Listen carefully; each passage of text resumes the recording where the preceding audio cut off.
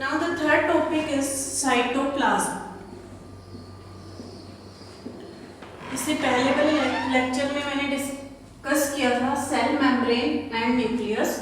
तो थर्ड है हमारा इसके अंदर साइटोप्लाज्म। साइटोप्लाज्म एक्चुअली क्या होता है कि जो सेल मेम्ब्रेन और न्यूक्लियस के बीच में जो स्पेस है, उस स्पेस के अंदर एक फ्लूइड मटेरियल प्रेजेंट होता है जिसको हम बोलते हैं साइटोप्लाज्म। साइटोप्लाज्म कुल मिला के एक ऐसी जगह है, ऐसी साइट है जहां पर सेल अपने सारे फंक्शंस परफॉर्म करता है।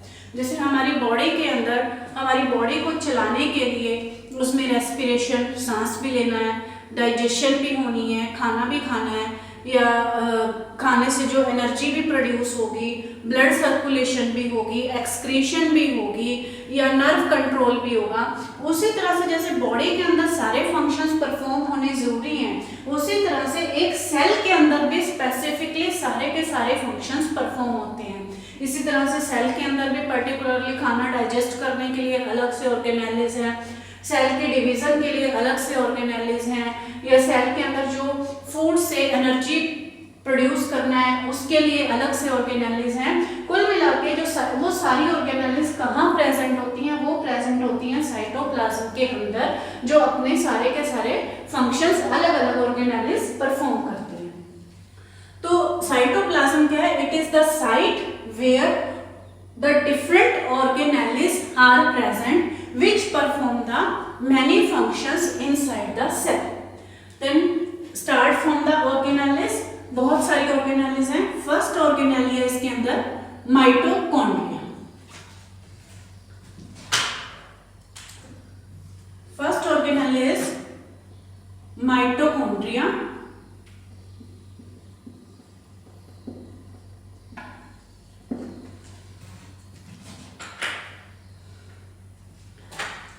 Mitochondria, it is also called as the powerhouse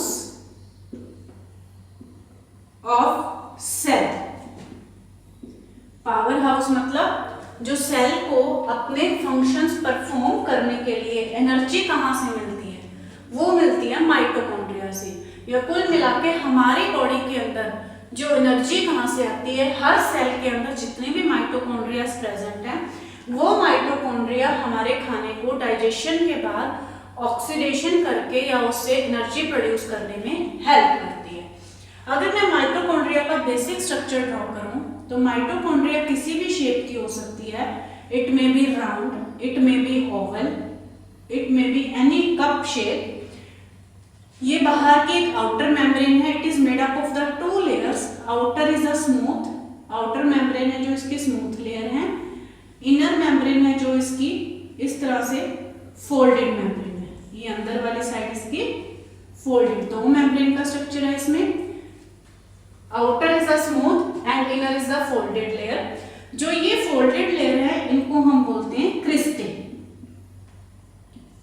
cristae इसका फोल्डेड, इन्हीं के ऊपर कहाँ छोटे छोटे एंजाइम्स, क्रिस्टे के अंदर जो है, यहाँ जो फोल्डेड मेम्ब्रेन्स हैं इनके अंदर छोटे छोटे हाइड्रोलिटिक या ऑक्सीडेज एंजाइम प्रेजेंट होते हैं। हाइड्रोलिटिक या ऑक्सीडेज एंजाइम क्या करते हैं, जब हमारा फूड डाइजेस्ट होके सेल के अंदर आ जाता है, डाइजेस्ट होने के बाद उस फूड की ऑक्सीडेशन होती है। ऑक्सीडेशन होने के बाद फूड की से एनर्जी जो निकलती है वो निकलती है एटीपी की फॉर्म में। एटीपी प्रोड्यूस होते हैं। एक जो ग्लूकोज का मॉलिक्यूल है, एक ग्लूकोज के मॉलिक्यूल की जब ऑक्सीडेशन होती है तो उससे 38 मॉलिक्यूल्स ऑफ एटीपी प्रोड्यूस होते हैं। एटीपी क्या है? एटीपी एक तरह से हमें एनर्जी जो है एटीपी की फॉर्म में मिलती है, एनर्जी सेल्स है ये, एडिनोसिन ट्राइफॉस्फेट। तो ये जो एटीपी बनते हैं ये माइटोकॉन्ड्रिया के अंदर ही बनते हैं। जो फूड की ऑक्सीडेशन है वो ऑक्सीडेज एंजाइम की वजह से होती है। जो ऑक्सीडेज एंजाइम इसमें क्रिस्टे मॉलिक्यूल के अंदर, क्रिस्टे के अंदर प्रेजेंट होते हैं और फूड से एनर्जी प्रोड्यूस होती है। कुल मिला के जो माइटोकॉन्ड्रिया है it is the power house of the cell. अब इसकी जो शेप है राउंड, ओवल, कप शेप कोई भी हो सकती है। नंबर ऑफ जो माइटोकॉन्ड्रिया है वो वेरी वेरी करते हैं सेल टू सेल, कोई फिक्स नंबर नहीं होते। जैसे किसी सेल में 2 या 3 माइटोकॉन्ड्रिया से लेके 100 से, और किसी सेल में 100 या 1000 माइटोकॉन्ड्रिया भी हो सकते हैं। जैसे जो हमारी किडनी है, किडनी के जो नेफ्रॉन सेल्स हैं उसमें 1000 ऑफ माइटोकॉन्ड्रिया प्रेजेंट होते हैं। या जो हमारी ब्रेन है, ब्रेन के जो न्यूरॉन्स हैं, न्यूरॉन्स के अंदर बहुत सारे माइटोकॉन्ड्रिया प्रेजेंट होते हैं। लेकिन जो हमारी नॉर्मली आरबीसी सेल्स हैं, डब्ल्यूबीसी हैं, या जो हमारे बॉडी के सिंपल सेल्स प्रेजेंट होते हैं, उनके अंदर सिंगल या 2-3 माइटोकॉन्ड्रिया भी प्रेजेंट हो सकते हैं। तो कुल मिला के सेल की टाइप के ऊपर बेस्ड है कि कितने नंबर ऑफ माइटोकॉन्ड्रिया इसमें प्रेजेंट है। तो दीज आर द, जैसे यहाँ अगर मैं बनाऊँ इसकी लोकेशन, तो कहीं भी प्रेजेंट हो सकते हैं रैंडमली, ऐसा कि ये इस तरह से यहाँ इसमें माइटोकॉन्ड्रिया प्रेजेंट है। These are the mitochondria.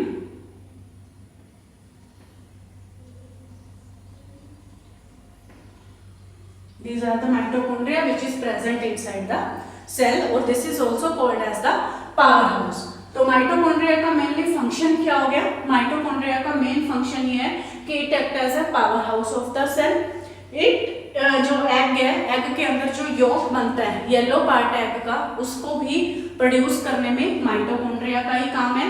जो सेल की रेस्पिरेशन है, एक सिंगल सेल की रेस्पिरेशन है, उसके अंदर भी माइटोकॉन्ड्रिया ही हेल्प करता है। तो कुल मिला के अगर माइटोकॉन्ड्रिया ही काम नहीं करेगा, तो माइटोकॉन्ड्रिया एनर्जी प्रोवाइड नहीं करेगा, तो सेल की सारी जो फंक्शनिंग है वो बंद हो जाएगी। एक चीज और, जो माइटोकॉन्ड्रिया के अंदर, सेल के अंदर माइटोकॉन्ड्रिया ही एक ऐसी ऑर्गेनेली है, सेल का एक ऐसा पार्ट है जिसके अंदर इसका अपना अलग आरएनए और अलग डीएनए होता है। इसका खुद का आरएनए और खुद का डीएनए होता है। कुल मिला के माइटोकॉन्ड्रिया का न्यूक्लियस के ऊपर या सेल के ऊपर कोई डिपेंडेंसी नहीं है।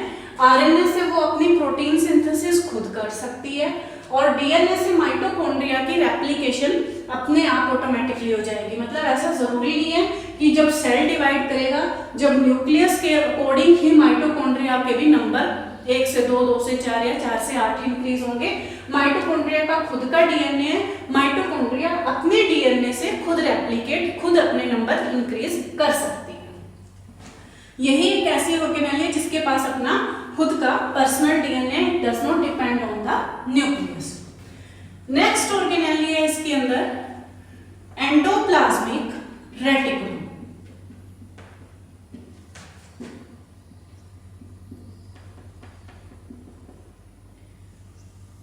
एंडोप्लाज्मिक रेटिकुलम, एंडोप्लाज्मिक रेटिकुलम का क्या काम है?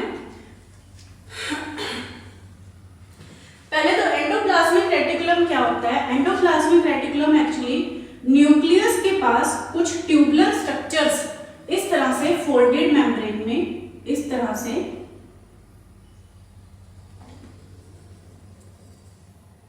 किसी भी रफली फॉर्म में कुछ ट्यूबुलर स्ट्रक्चर्स होते हैं जो इसके साथ अटैच होते हैं।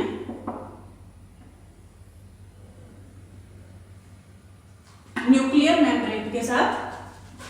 These are called as the endoplasmic reticulum. अगर मैं इसको इस तरह से ड्रॉ करूं,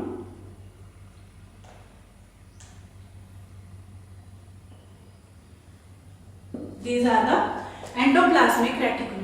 ये इस तरह से ट्यूबुलर स्ट्रक्चर्स होते हैं, ठीक है। ये फोल्डेड फॉर्म में होने का क्या पर्पस है? जैसे यहाँ भी माइटोकॉन्ड्रिया फोल्डेड फॉर्म में थे।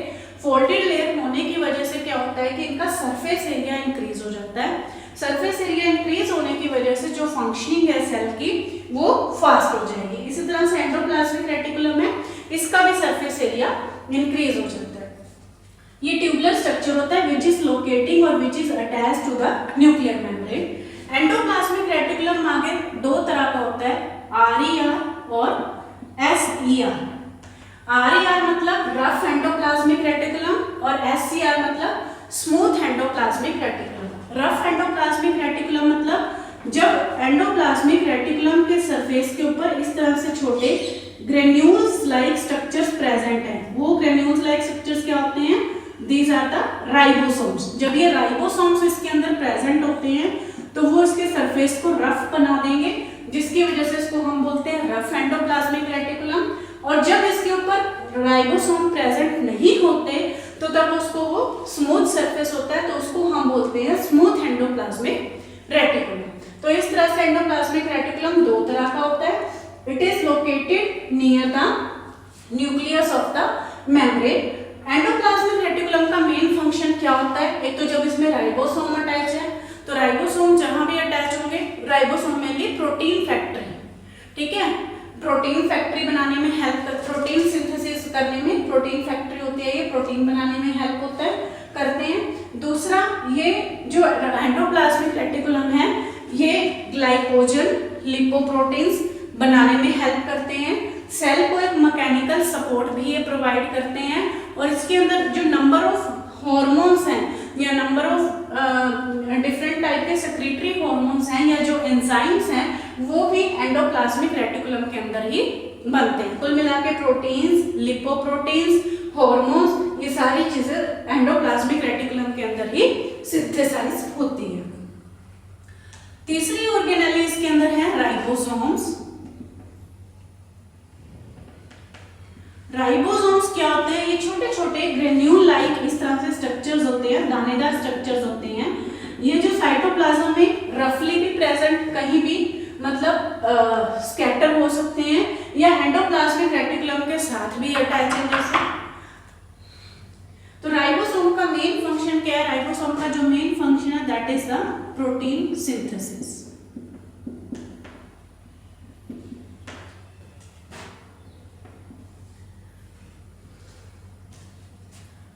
नेक्स्ट ऑर्गेनेली है centrosome.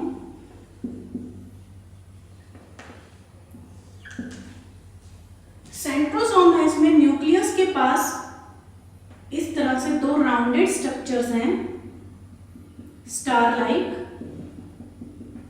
This is called as the centrosome.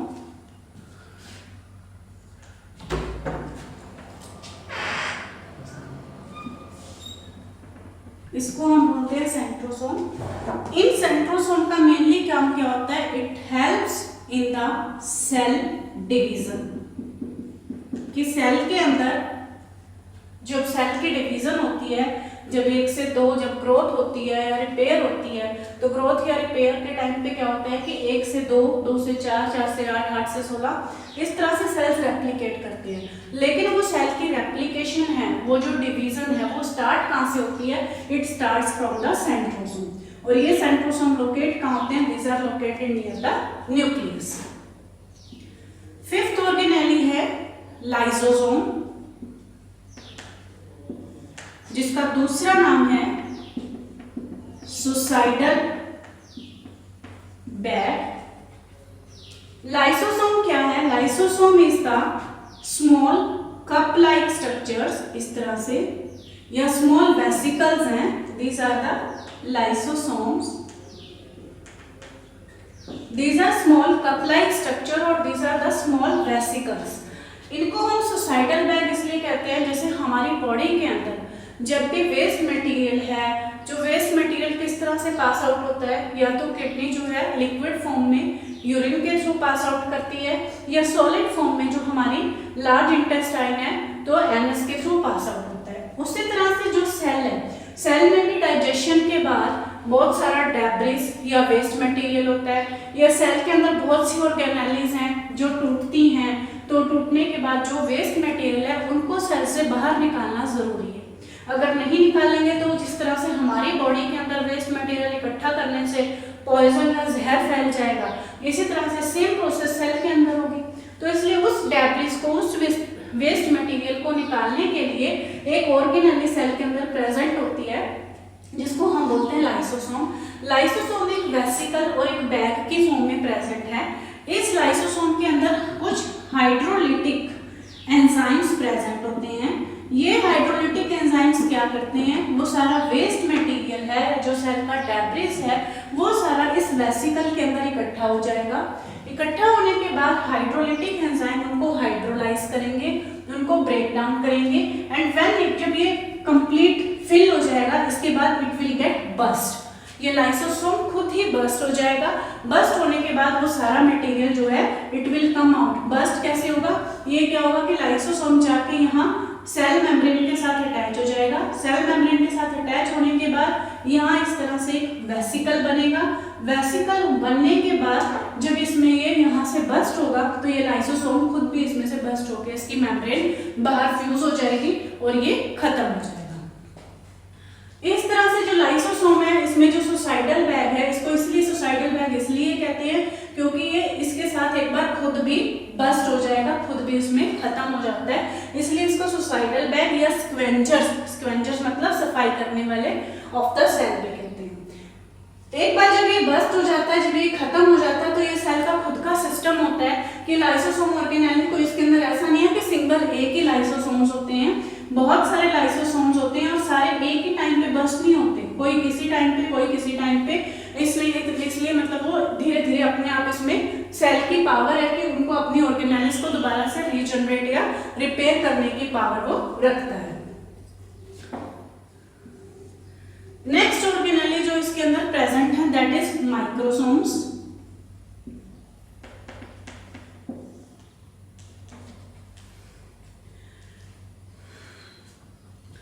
Microsomes क्या है? Microsomes extremely small globular bodies, छोटी छोटी इस तरह से छोटी छोटी बॉडीज हैं, ग्लोबुलर बॉडीज हैं जो सेल के साइटोप्लाज्म के अंदर प्रेजेंट होती हैं।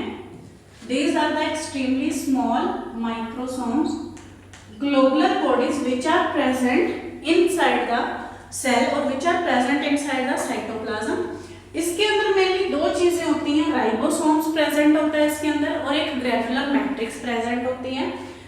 माइक्रोसोम मेनली दो चीजों से मिलकर बना हुआ है, that is ribosome and granular matrix. Ribosome का काम पहले भी बहुत बार आ चुका है। राइबोसोम का मेन काम क्या है? प्रोटीन सिंथेसिस में हेल्प करता है। और ग्रेनुलर मैट्रिक्स क्या है? ग्रेनुलर मैट्रिक्स मेनली बाकी जो मटेरियल है उसके अंदर इसमें कुछ एंजाइम प्रेजेंट होते हैं, दैट इज ऑक्सीडेज और कैटालेज एंजाइम प्रेजेंट होते हैं।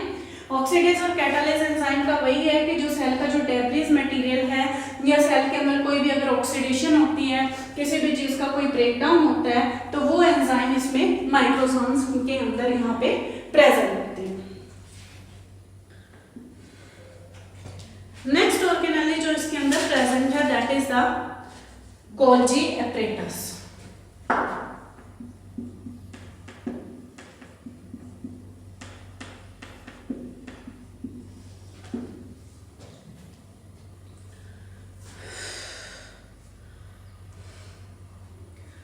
गोल्जी एपरेटस क्या है? गोल्जी एपरेटस एक कप शेप, इस तरह से कप शेप स्ट्रक्चर्स होते हैं गोल्जी एपरेटस, इस तरह से। These are the Golgi apparatus.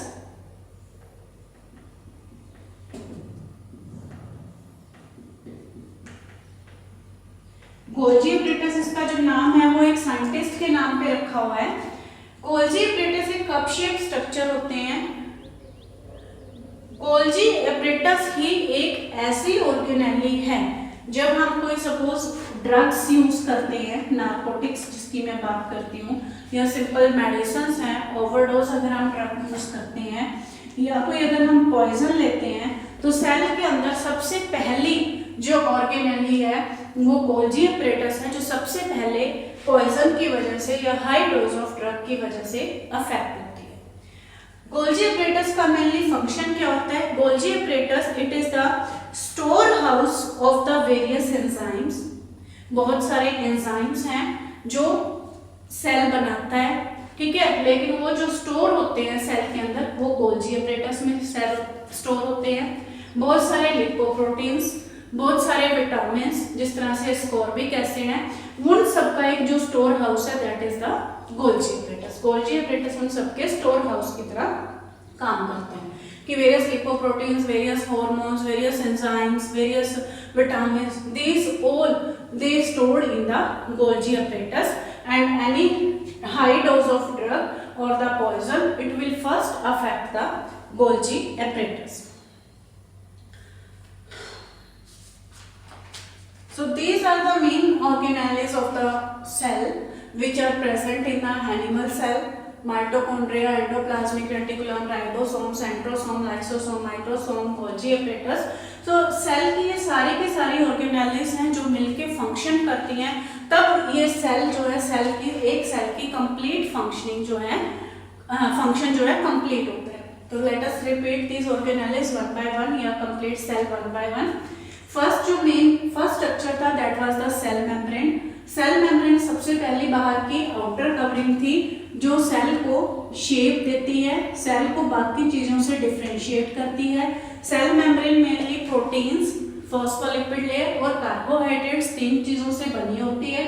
और जो सेल परमिएबिलिटी है वो भी सेल मेम्ब्रेन की वजह से ही होती है। सेकंड मेन ऑर्गेनेल इसके अंदर है न्यूक्लियस। न्यूक्लियस के अंदर न्यूक्लियोलस और न्यूक्लियर मेम्ब्रेन दो चीजें हैं। न्यूक्लियोलस जो है मेनली सेल का हेड है जो सारे सेल की फंक्शनिंग को कंट्रोल करता है। और जो क्रोमैटिन मटेरियल है, क्रोमैटिन मटेरियल जो इसके अंदर क्रोमोसोम्स हैं, क्रोमोसोम्स के अंदर जीन्स हैं जो हमारी जेनेटिक मटेरियल, हेरिडिटरी कैरेक्टर्स को पेरेंट्स से बच्चों के अंदर ट्रांसफर करने में हेल्प करता है।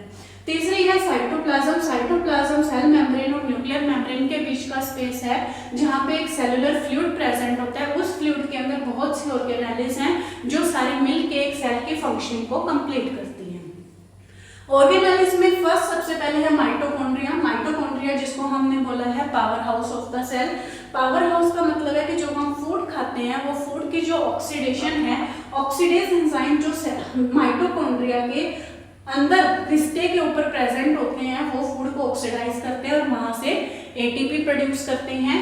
माइटोकॉन्ड्रिया ही एक ऐसी ऑर्गेनेल है जिसके पास अपना आरएनए और अपना ही डीएनए अपना राइबोसोम और अपना ही डीएनए होता है, जिसकी वजह से ये अपनी प्रोटीन सिंथेसिस और अपनी रेप्लिकेशन ये खुद कर सकती है, न्यूक्लियस के ऊपर डिपेंडेंट नहीं है।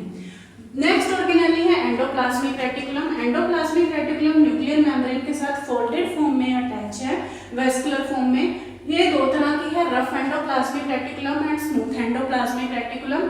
अगर इसके ऊपर राइबोसोम्स प्रेजेंट है तो वो रफ एंडोप्लाज्मिक रेटिकुलम है, अगर राइबोसोम नहीं प्रेजेंट है तो स्मूथ एंडोप्लाज्मिक रेटिकुलम है।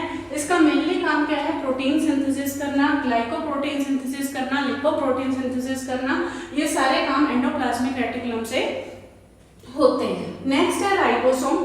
राइबोसोम स्मॉल ग्रैनुलर स्ट्रक्चर है जो एंडोप्लाज्मिक रेटिकुलम के ऊपर भी प्रेजेंट होता है और फ्रीली सेल के अंदर भी प्रेजेंट होता है, जिसको हम प्रोटीन फैक्ट्री भी बोलते हैं, जो मेनली प्रोटीन सिंथेसिस करने में हेल्प करता है। प्रोटीन्स मेनली हमें हमारी जो बॉडी की ग्रोथ के लिए और हमारी जो सेल्स में अगर कोई टूट फूट हो जाती है रिपेयरिंग के लिए जरूरी होता है। नेक्स्ट है इसमें सेंट्रोसोम। सेंट्रोसोम सेल के पास प्रेजेंट होता है, जो सेंट्रोसोम जो मेनली सेल के डिवीजन के लिए, रेप्लिकेशन के लिए जरूरी है। मेनली सेल डिवीजन सेंट्रोसोम से ही स्टार्ट होती है। नेक्स्ट है इसमें लाइसोसोम, जिसको हम बोलते हैं suicidal bag scavenger of the cell. जो सेल का जितना भी डेब्रिस है वो सारा का सारा या डाइजेशन के बाद जो वेस्ट मटेरियल है वो इस वेसिकल के अंदर स्टोर हो जाएगा। वहाँ पे कुछ हाइड्रोलाइटिक एंजाइम है जो उनको ब्रेक डाउन करेंगे। उसके बाद प्लाज्मा मेम्ब्रेन से फ्यूज होने के बाद उस डेब्रिस को बाहर निकालेगा और खुद बस्ट आउट हो जाएगा। उसके बाद सेल की पावर की वजह से जो लाइसोसोम है दोबारा से रीजनरेट हो जाता है। इसके बाद नेक्स्ट ऑर्गेनेल है माइक्रोसोम्स। माइक्रोसोम्स के दो चीजों से स्मॉल ग्लोबुलर स्ट्रक्चर्स हैं, दो चीजों से मिलकर बना होता है, तो राइबोसोम्स और ग्रैनुलर मैट्रिक्स।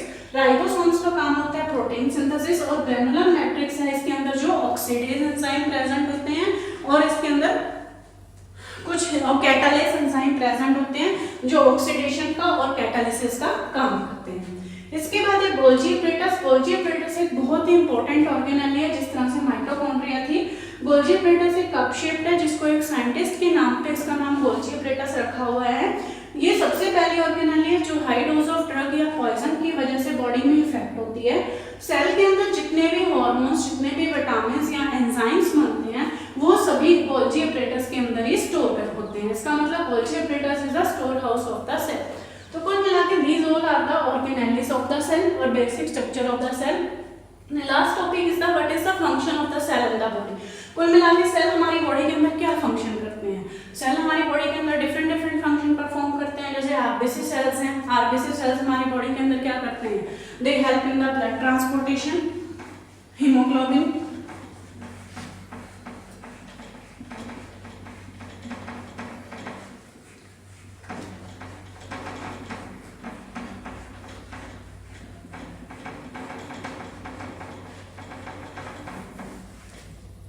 Now last सब topic of this topic is function of the cell.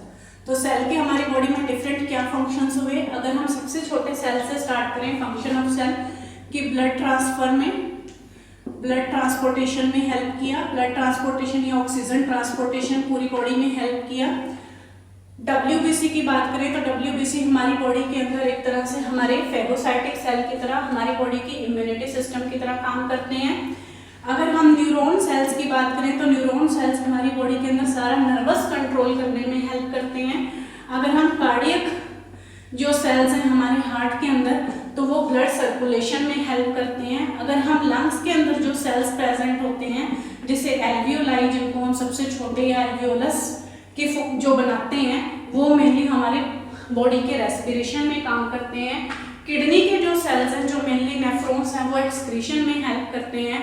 Digestion, जो हमारे डाइजेस्टिव सिस्टम में डिफरेंट तरह के सेल्स हैं वो हमारे फूड को डाइजेस्ट करने में हेल्प करते हैं। कुल मिला के हमारी बॉडी का हर छोटे से छोटा फंक्शन या हर छोटे से छोटा मतलब सेल के ऊपर डिपेंडेंट है, और हर छोटे से छोटा सेल आरबीसी से लेकर न्यूरॉन तक वो अपने डिफरेंट फंक्शंस हमारी बॉडी के अंदर परफॉर्म करता है। इस तरह से जो हमारे तो ये प्रूफ है कि जो हमारी बॉडी का बेसिक स्ट्रक्चर और functional unit is the cell.